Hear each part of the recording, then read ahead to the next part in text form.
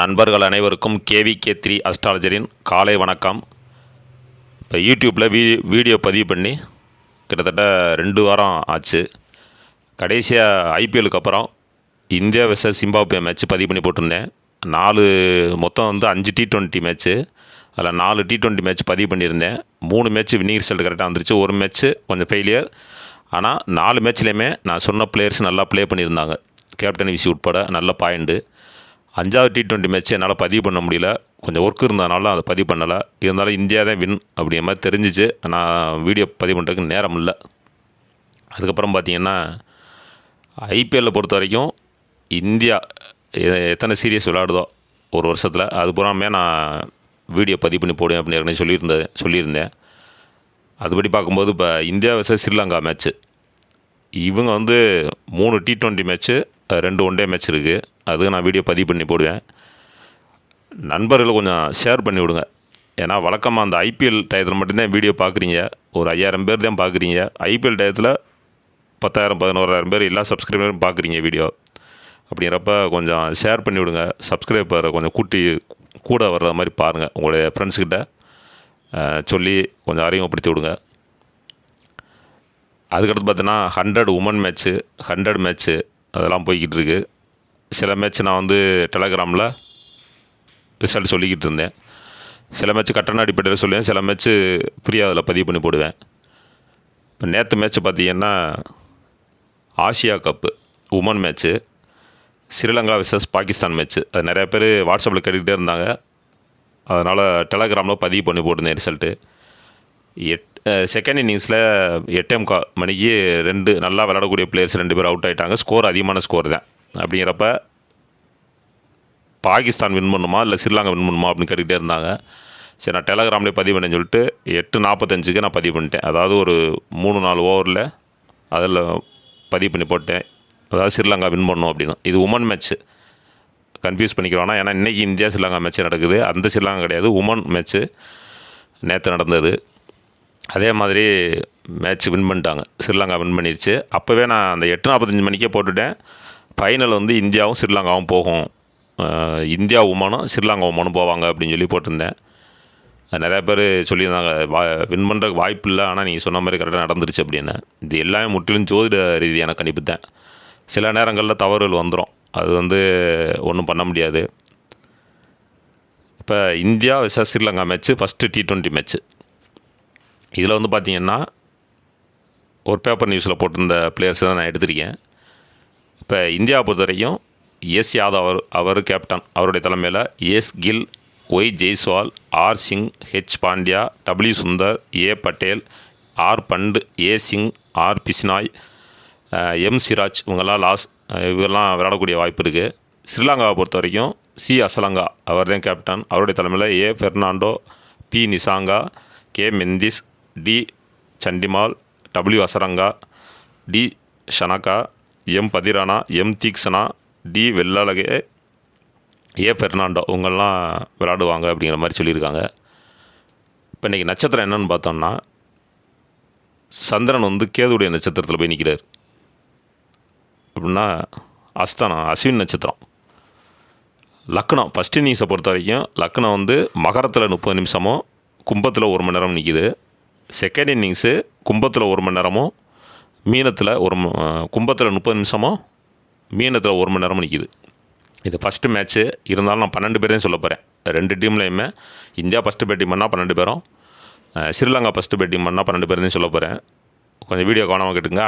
அடுத்த யார் லைனப் எப்படி வரும், யார் யார் ப்ளே பண்ண போகிறாங்கிறது நமக்கு தெரியாதுல்ல. அதனால் லைனப் விட்டதுக்கப்புறம் நீங்கள் அதை சேஞ்ச் பண்ணிக்கிறங்க.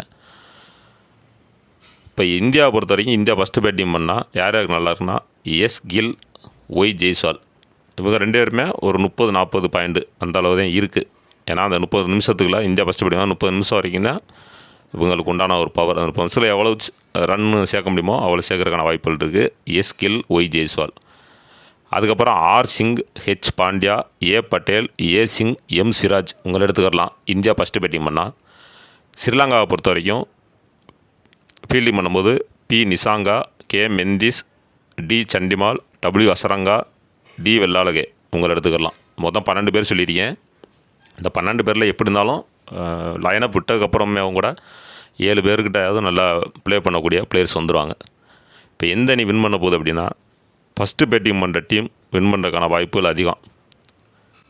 இப்போ இந்தியா ஃபஸ்ட்டு பேட்டிங் பண்ணால் இந்தியா வின் பண்ணிடும், அப்படி எடுத்துக்கிறங்க. இப்போ ஸ்ரீலங்கா பொறுத்த வரைக்கும் ஸ்ரீலங்கா ஃபஸ்ட்டு பேட்டிங் பண்ணி இந்தியா ஃபீல்டிங் பண்ணால் யார் யாருக்கு நல்லா இருக்கும்னா, ஏ பெர்னாண்டோ, சி அசலங்கா, அப்புறம் D Chandimal, W Hasaranga, D Shanaka, M Theekshana, D Wellalage இவங்களை எடுத்துக்கலாம். இந்தியாவை பொறுத்த வரைக்கும் S Gill, S Yadav, H Pandya, A Patel, A Singh இவங்களை எடுத்துக்கலாம். இப்போ இதில் 12 பேர் சொல்லியிருக்கேன். அப்போ இந்த ஸ்ரீலங்கா வின் பண்ணிடும். அப்போ எந்த டீம் ஃபஸ்ட்டு பேட்டிங் பண்ணுதோ, டாஸ் போட்டோடனே எந்த டீம் ஃபஸ்ட்டு பேட்டிங் பண்ணுதோ அந்த டீம் வந்து வின் பண்ணுறதுக்கான வாய்ப்புகள் அதிகம். அப்படி இதே இருக்குன்னு இருக்கிற அமைப்புகள். இதில் பெஸ்ட்டு பிளேயர்ஸ் யார் யாருன்னா, இந்தியாவை பொறுத்த வரைக்கும் ஏ ஸ்கில், ஒய் ஜெய்ஸ்வால், அப்புறம் H Pandya, A Patel, A Singh. ஸ்ரீலங்காவை பொறுத்த வரைக்கும் D Chandimal, W Hasaranga, D Wellalage இவங்களை எடுத்துக்கலாம். இதில் இப்போ 8 பேர் சொல்லியிருக்கேன். ஒரு லைனப்பில் இந்த 8 பேர் வந்துட்டால் கூட அவங்க 8 பேர் எடுத்துகிட்டு மீத 3 பேர் நீங்கள் எப்படின்னு பார்த்து போட்டுக்கிறங்க. இன்றைக்கி கேதுவுடைய நட்சத்திரம். அப்போ வந்து யாருக்கு கேதுவுடைய நட்சத்திரம் அமைப்புலையோ அல்லது திசையோ புத்தியோ நடந்துச்சுன்னா அவங்களுக்கு சிறப்பாக இருக்கும். இப்போ பெஸ்ட்டு பிளேயர்ஸு சொல்லியாச்சு. இப்போ மேட்ச்சு சிச்சுவேஷன் என்னென்னா, இப்போ இந்தியா ஃபஸ்ட்டு பேட்டிங் பண்ணாலும் சரி, ஸ்ரீலங்கா ஃபஸ்ட்டு பேட்டிங் பண்ணாலும் சரி, அந்த ஒரு 30 நிமிஷத்துக்குள்ளே விக்கெட் விழுகிறதுக்கான வாய்ப்புகள் அதிகம். ஒரு ரன் அவுட்டோ விக்கெட்டோ விழுகிற வாய்ப்பு இருக்கும். இப்போ நான் சொன்ன லிஸ்ட்டு படி எஸ் கில், ஒய் ஜெய்ஸ்வால் அந்த 30 நிமிஷத்துக்குள்ளே ஓரளவுக்கு வேகமாக ரன் எடுத்துகிட்டு கூட 30 ரன் எடுத்துகிட்டு கூட அவுட் ஆகலாம் அந்த 30 நிமிஷத்துக்குள்ளே. அதே மாதிரி ஸ்ரீலங்கா ஃபஸ்ட்டு பேட்டிங் பண்ணால் ஏ பெர்னாண்டோ, சி அசலங்கா அவங்களும் அதே மாதிரி எடுத்துகிட்டு அவுட் ஆகலாம். அப்போ 30 நிமிஷத்துக்குள்ளே விழுகக்கூடிய விக்கெட்டு தான். அதுக்கப்புறம் வரக்கூடிய பிளேயர்ஸ் நல்லா நின்றுக்குருவாங்க. இப்போ இந்தியாவை பொறுத்த வரைக்கும் இவங்க கொடுத்த வரிசைப்படி பார்க்கும்போது எஸ் யாதவ் அவுட் ஆகிற மாதிரி தான் இருக்கும். இந்தியா ஃபஸ்ட்டு பேட்டிங் பண்ணால் கேப்டன் 2 பேருக்குமே சுமாராக தான் இருக்குது. பெருசாக ஒன்றும் பாயிண்ட் இல்லை அப்படிங்கிற மாதிரி தான் இருக்குது இன்றைக்கிறாங்க அமைப்பு படி. அதையும் பார்த்துக்கிறங்க. அப்போ 3வது 4வது விளையாடக்கூடிய பிளேயர்ஸும் கொஞ்சம் நின்றுக்குருவாங்க.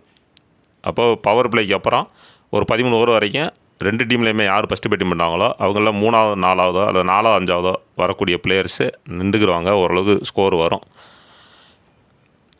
நீங்கள் வந்து இன்றைக்கி கிராமங்கள் பார்க்கும்போது 7-4 போட்டுக்கிறங்க.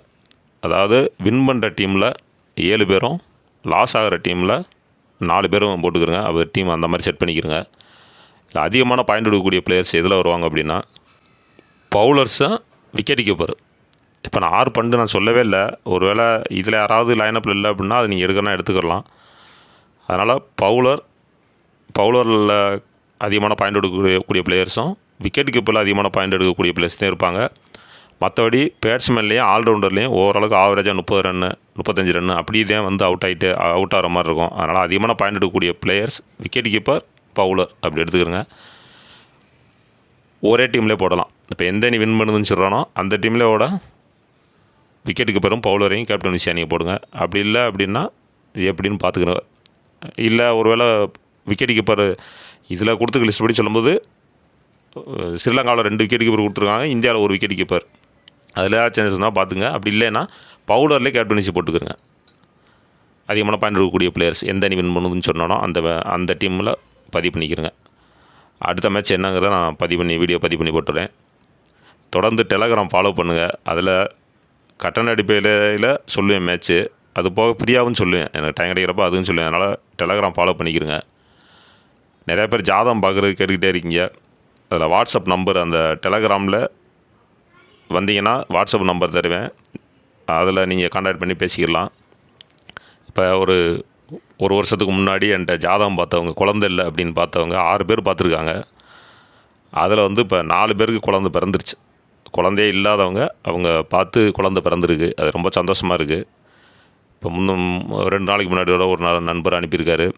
அதுக்கு ஒரு வாரத்துக்கு முன்னாடி ஒரு 2 பேர் அனுப்பியிருந்தாங்க. அந்த மாதிரி ஏதாவது ஜாதகத்தில் ஏதாவது தோஷங்களோ இல்லை குழந்தை பிறக்கலை அப்படின்னு ஏதாவது பரிகாரம் இருந்துச்சுனாக்க நான் சொல்லக்கூடிய பரிகாரம் வந்து கோயில் பரிகாரம் தான் சொல்லுவேன். நீங்கள் என்னை நேரே சந்திக்க வேண்டிய அவசியமே கிடையாது. அதை நீங்கள் சரியாக பண்ணாலே குழந்தை பிறக்கிறதுக்கான வாய்ப்புகள் இருக்கும். அதை வந்து அப்படி யாராவது இருந்தீங்கன்னா கான்டாக்ட் பண்ணுங்கள். மற்றபடி தொழில் திருமணம் ஆகலை அந்த மாதிரி எதாக இருந்தாலும் சரி ஜாதகம் பார்க்கணும் அப்படின்னாக்கா கான்டாக்ட் பண்ணிங்கன்னா நான் அதுக்கு உண்டான பலன் என்ன அப்படிங்கிறத நான் உங்களுக்கு வாட்ஸ்அப்பில் அனுப்பிடுறேன். வாட்ஸ்அப் நம்பர் இதில் தான் கொடுக்குறேன். இந்த வீடியோவுக்கு கீழே உள்ள டெஸ்கிரிப்ஷன் அதில் வந்து வாட்ஸ்அப் நம்பர் இருக்கும். ஜாதகம் பார்க்க அப்படின்னு டைப் பண்ணி போட்டிருப்பேன்.